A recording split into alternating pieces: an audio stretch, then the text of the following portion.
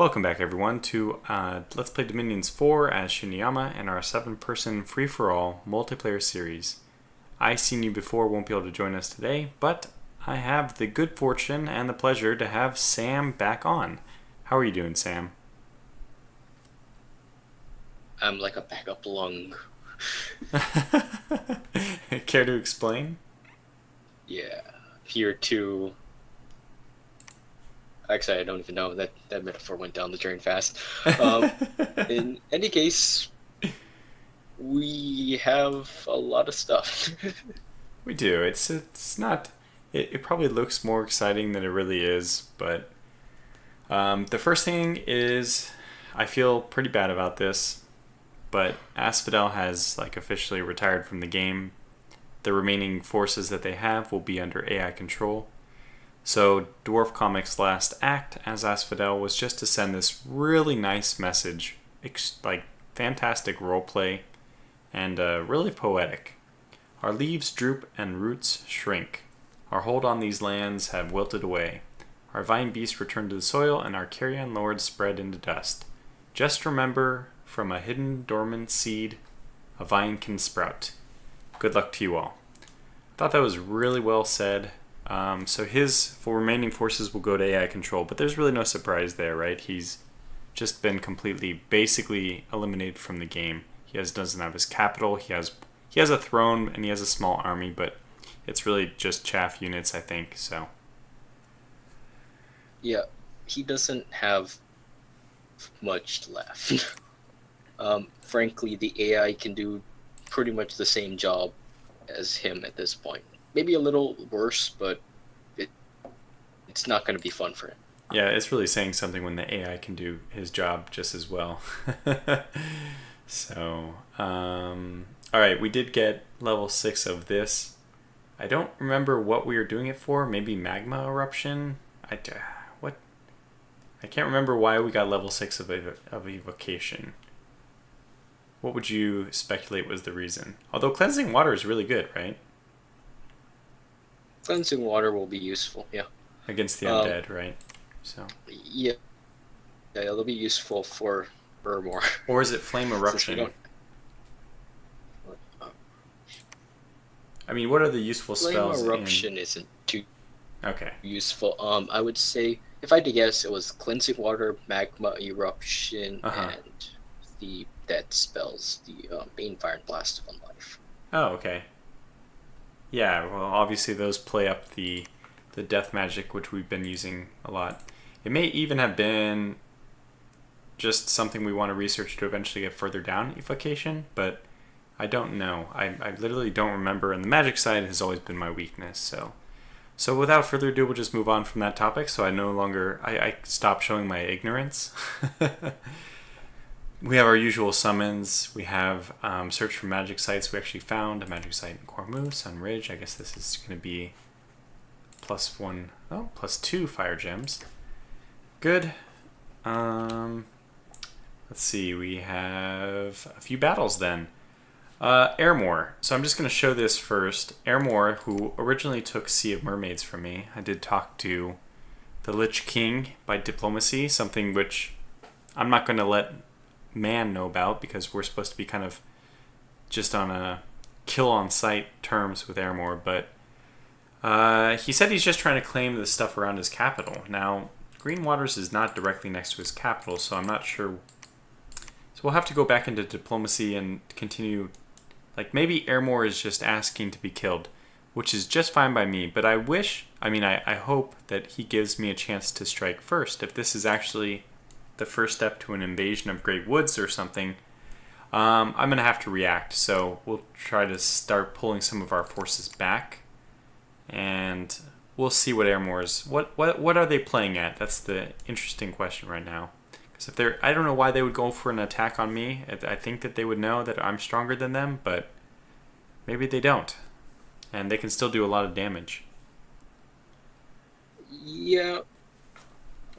I mean, Urmor is pretty good in any kind of case where they just want to do tons of damage. Do you have any comments about their army? It's pretty standard. I think he shouldn't. I think he went too heavy in the whites though, or, or the generally the recruitment for those. Oh, the whites? Yeah, whites are expensive.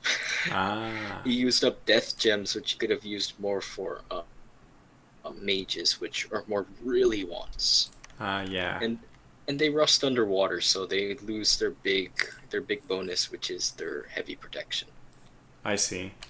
Yeah, I've noticed that Airmore seems to be really lacking in spellcasters. It's not an observation that I'm the first one to make. I think I Seen You Before was also making this, and now you are also making it. So he is bringing the Lich King himself along with his army, but It's cool.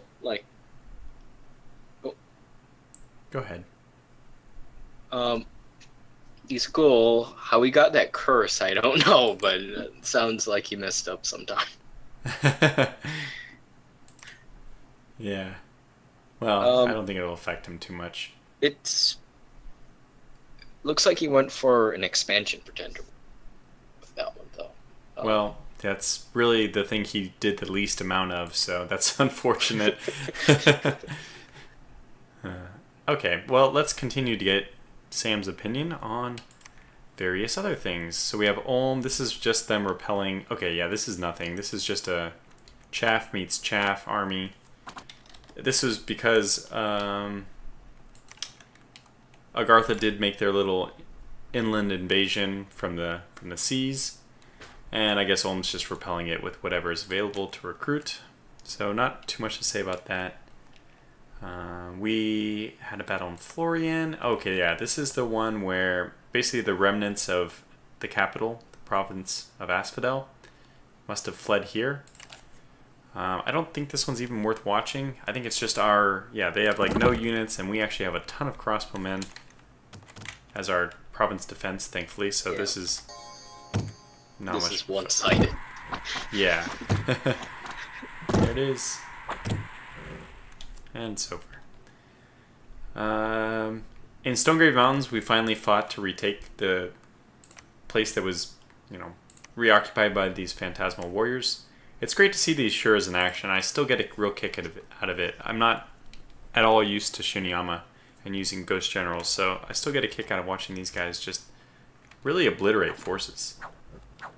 Like, that was quick. Yeah, they're very cool looking, and they're not very expensive, which is generally why people consider them one of the best of these thug type units. Just the low level thug type units. Pretty good because they don't take much. They don't take much to summon. They don't take much to equip, and they do their job. Yeah, I've noticed that. I'm falling in love with them as we're using them here. So they seem really useful, and I guess what will. So this is actually, I'm coming back to record this turn. I'm actually beyond turn 34 now. So it'll be more interesting to see how the Shuras play out as we get more and more into combat. So we're really only getting the first taste of them. Now we also have a look at Agartha's attack on Jeburo. This is to retake territory, actually. So I guess what's happened is, I'm not sure, it's possible, it seems possible that, I don't know if I've mentioned this already or if it happens this turn or the next turn even, but it seems that Agartha and Van Haim are coming to some kind of peace agreement, because basically all the provinces which Agartha was taking are slowly being retaken by Van Haim, free of cost. It doesn't look like there's any main armies here, and this is like just without really any defense. Agartha is retaking the Van Haim provinces. So I think that there's murmurs of a peace talk between them, and that will be made more relevant by a little bit like a new information which is being made available by Ulm about Van Haim, which I'm going to continue to shroud in secrecy for another moment, but let's just take a look at what the army they're using is. And you kind of thought that this was not a fantastic army. You don't have a strong opinion of the Pale Ones. Okay, and first of all, anybody knows the Marrows are terrible. Yeah. Marrows are not good. they're basically worse pale ones. So, Huh. um, because the good thing about pale ones is if you look at them, they're very high in hit points. They have decent morale and they have good magic resistance, so they can take some punches. Their only real weakness is that their main weakness is low attack skill, low defense. Well, actually, just a lot of low skill. And Well, they do have and siege they're bonus though, right? That's nice. yeah, they're size 3, so like they're very useful at everything except actually killing things. Hmm. Yeah, so they're probably like a The good. main reason, Yeah, go ahead. um, the main issue is that, well, they're using them to kill things. So, Ah, um, yeah. And they're pretty. You would uh, say I they're also pretty. don't really. Go ahead. Yeah, I would say they are pretty bad at melee. I mean, there are some good ones, but there are some good variants like the Cavern Guard, I think it was called, who is basically their elite soldier, and I do like their really cheap pale ones with basically no armor because they're good for sieges, but that's the in between one where it's not quite good enough to make me like them for any reason. I see. Yeah, yeah, yeah. I mean, So basically, my it's like my our personal unit. opinion. We have something similar to that. We have like the really cheapo guys who you can get just to like do a siege. These middle guys, and then we have our end guys. And you're saying that it's like using one of these.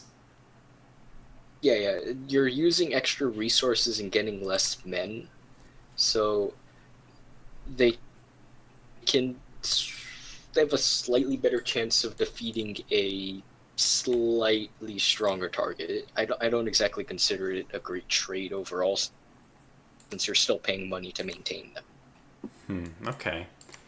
Well, as I mentioned last turn, we did negotiate for Moonsea to be returned. I would say returned. It never was our territory, but I would say returned to our lands since it is close enough to our capital. Agartha. So Marcus Aurelius very like friendly, willingly accepted my offer to give me Moonsea. Basically, I didn't.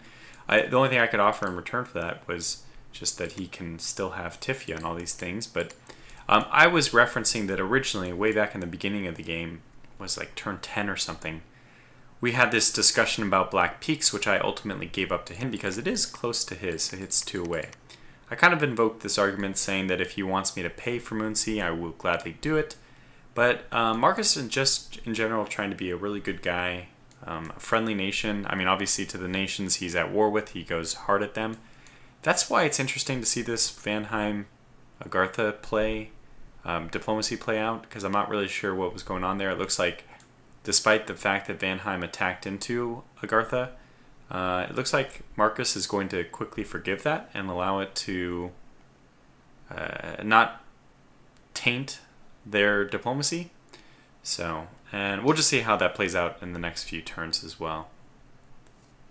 I personally wouldn't trust Van Haim, but okay. Yeah, we all know. I mean, Waystar's very good at this, right? He's playing the game well. It's a tricksy Viking elf. I don't trust it. So that brings us perfectly. That's a perfect segue into the information that's now very interesting that Ulm has revealed. And Ulm, I still consider our closest ally. They have revealed that Van Haim has gathered a very large army in Tiosh. And he's a little bit concerned about that. He says it's 300, not counting, the glamour units, which could also be there. And he's a little concerned about that because he knows that, well, I mean, unless it's going to be attacking Agartha in Bergenum, which I think that he's worried about it. However, he has completed, I think this turn, a fort in Chalad, or it'll be next turn. So he's at least defending the throne, but this could be... Remember, Van Haim is very, very close to the number of thrones they need for Ascension. They're at 3 here, Yeah. plus 2 more is 5, plus 1 more is 6. So basically, this being the throne of Ascension here, that's 3 points. So if he can get his army, which is only 3 turns away, if he can take that... Now, it's very heavily defended, I'm not sure. It has... Gosh, I already mentioned it, but I already forgot what they were. The really, really good defensive. I mean, really, really high end magical unit. I Like think it was Springhawks. yeah, Springhawks. That was it. Yeah. So those are just. I mean, don't have an image of them or anything, but they're pretty devastating. So if he might. I think like cloudy, like gray hawks that kill everything. Right. So I'm hoping they're that just tiny. Yeah. Go ahead. No, I was wondering what you were going to say. Oh, I was just saying that hopefully they are just as good as we think they are against Van Haim if he does decide to go for an attack. But I keep thinking the end of the game is not coming up anytime soon. It's not something we have to worry about. But yeah, I mean it's cause for concern. We know Van Haim, they will be making their final push at some point. It's turn 33. The game ends at turn 50, so we're exactly 2/3 the way through the game. It'll be interesting to see when Van Haim makes that final push, and it'll be therefore also interesting to see how all the different nations react to it. So yeah, that's the only note I have is that they have a force near Chalad in Tiash, and so Ulm is not too worried because at least he has a fort in Chalad. Mm-hmm. Yeah, Ulm is. I consider Ulm the underdog in this game. He started out in such bad straits. He's still not in exactly the greatest straits. That's But, really funny you say that. Man who, Yeah. I was just making the same comment myself, like offline, just kind of looking at things. I actually think in one of my diplomatic messages I told Ulm, I'm like, you just really have had no luck this game. If it's not one person picking on you, it's another. yeah, because he was getting picked on by Agartha and Asphodel at the same time. Yeah. When he was having trouble expanding, so I actually thought Ulm was going to be the first to disappear, to be honest. Yeah, I mean, if we hadn't stepped up, who knows what would have happened. Although Asphodel was already pegged as one of the nations that would be one of the death nations, so I think Man was going to be against Asphodel from the get-go. I don't know about Man. Man has like early on in the game, I didn't think you actually had to enter that quickly, but honestly, after seeing what Man did, just kind of wander around aimlessly for reasons I don't know. Maybe there's some grand strategy at play, but that just confused me. And honestly, I think Ulm would have died while they were doing that. Yeah, I mean, if it wasn't for us. I should note that Ulm did leave the message. Ulm, Man, and I are in an alliance. So basically the messages that Ulm is sending me, they're going to Man as well. So Man also knows that Van Haim might be massing for a final attack. Now, this could be to our advantage if it does happen. This would be obviously a big rallying cry for all the nations to attack Van Haim, and that's finally when their supremacy, their land supremacy, will hopefully come to an end. But we have no idea what's going to happen, so that we're just kind of taking shots in the dark. And I don't know, something about Man just because of how they act. I don't know if it's because I don't know if there's another reason why they did it, but it's just making me paranoid. Man makes me paranoid for no reason other than the fact that I have no idea what they're thinking half the time. Yeah, this is true. So this is one thing I remarked to Ulm as well, that Man has played with his cards very close to his chest, which means that it's good in the sense that we don't know what he's thinking, but it's also bad because we don't know what he's thinking. And when you don't know, you hope for the best, but you assume the worst. And when you don't know what Man's going to do, you just start contemplating, well, could he be thinking about stabbing me in the back? Do I need to prepare an army to possibly go after him? Should I do a preemptive strike? All these things. So in this sense, I really diplomatically just play my cards very completely open. And I feel like this is actually a strength, not a weakness, because people are much more trusting. And really what it comes down to in this game of diplomacy, I think, is really having allies who stick by you when all the chips are in the pot, you know? The biggest issue in Dominion's 4 is that, especially with human players, is that you never have enough troops to cover your entire territory. So you need to have people to trust. You're right. This is it. So, in my opinion, we've done well on that front because we've kept really good relations with Agartha, despite the little hiccups with Ulm. And the crazy thing is, we're good friends with. We're on good terms with. We have a permanent non-aggression pact with Agartha, despite the fact that we're Ulm's closest ally, who is Ulm and Agartha are the two nations which are just most. Interested in annihilating the other. So they're belligerent would be the word. I think would be the word. They just want to just fight each other all day. Yeah, they're belligerent only towards each other. I mean, it's not like I think Asphodel was quite belligerent in general because they just struck out at everyone. I guess the best word would be feud. Yeah, it's a feud. I would consider it having a little spat. We're not going to get involved. Yeah, exactly. And I don't want to be involved because I don't know, especially with if the reports that Agartha's army is strong are true, I don't want to be involved. Honestly, Ulm's better equipped to fight than you. So way better. This is actually a comment somebody was making on the last video, is that not only does Agartha have pretty, units which are resistant to arrow attacks, but now they also have the Throne of Flames, which gives them a little bit of fire resistance. So we could do it. We would have to use different tactics, though. Yeah, we would have to use a lot more of our expensive mages, and even though our economy is pretty good, it could take a while to mass, and Agartha could cause a lot of damage. So it's pretty nice that we're in a pact with them. Yeah. And this is, I think, what it's going to come down to, perhaps, in the end, is with Van Haim. Because Asphodel's going to fall, let's say Airmore falls, what's really left is Agartha, Ulm, Man, and Van Haim. These are the big players right now, right? So what it's going to come down to is if Ulm and I are in peace, and Ulm and Agartha are at war, that basically kind of cancels those two out. So it comes down to Man, Van Haim, and Shinuyama. And this triangle, it's just going to be which way does the 2v1 work? It's not going to be Van Haim and Shinuyama against Man. It's going to be Man with one versus the other. So I think that's what it'll come down to. Yeah, it also matters how well Man does, because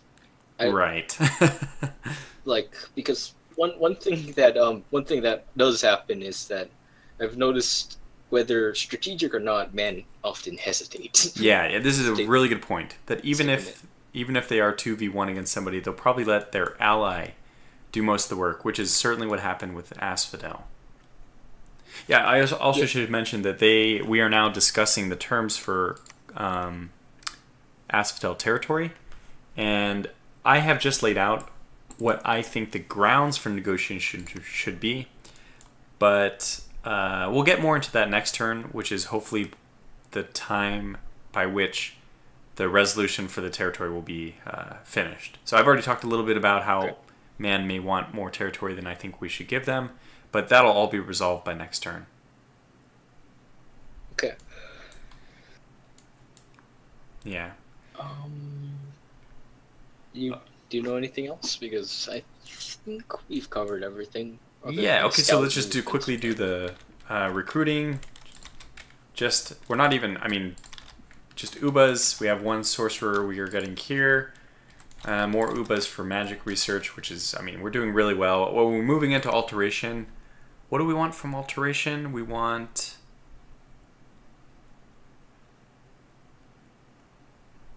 What do we want? Soul Vortex, level 6. Okay. Oh yeah, Soul Vortex. That's right. That was it. Okay, so that's that. That's recruitment. Army movements this turn. Again, we're just reacting to this threat from Airmore. We don't know. This should be a bigger news. The fact that Van Haim is potentially making a throne push is bigger news, but For us, we have to react to the threat as is, and this is the message I'll be sending out diplomatically to my allies, is that we're going to respond to this Airmore threat, who is apparently invading my territories. They've only done the water so far, so it's not like it's a full-on invasion, but we'll have to get in contact with Airmore and see what they're doing. And we also need to get down here and claim the throne. Oh, Iron Order. I haven't seen that in a while. Yeah, happens to be the one that's here. So.